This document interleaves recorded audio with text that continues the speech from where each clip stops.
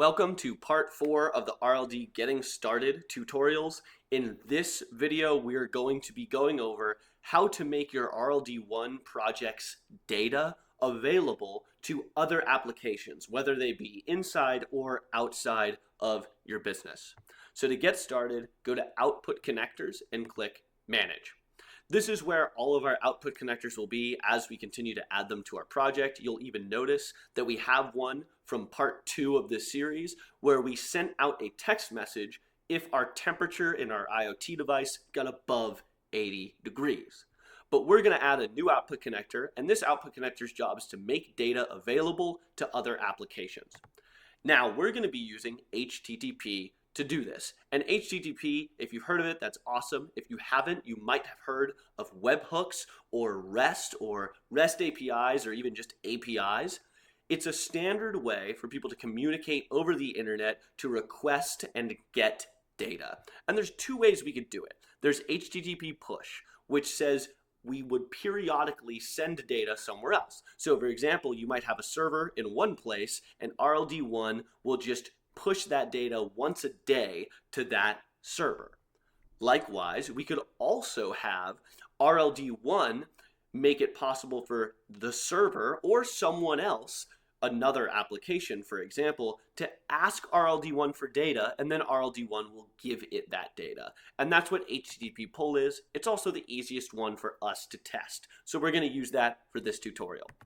We're going to click OK, and we're going to click to configure it.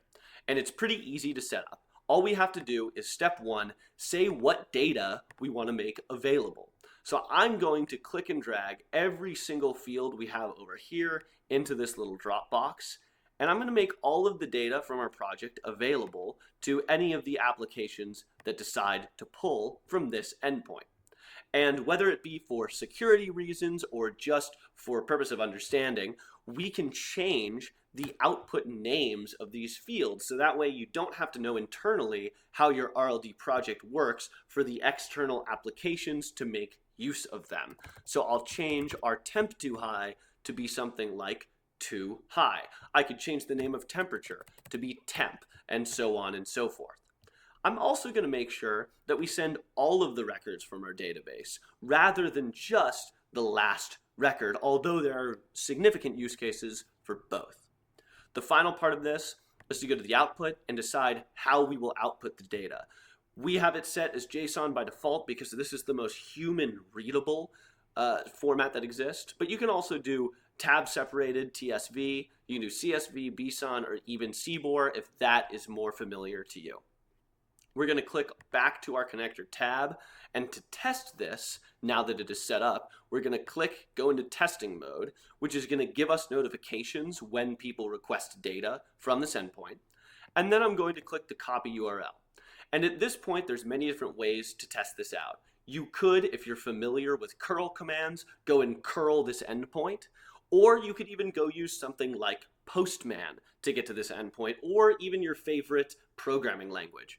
But the easiest way is to actually open up a new tab in your browser and just surf to that URL. And you'll see right here we have our JSON formatted data where we can see name, Jacob, time in milliseconds, we have our pressure, and we even have our temperature, and it tells us if things were too high.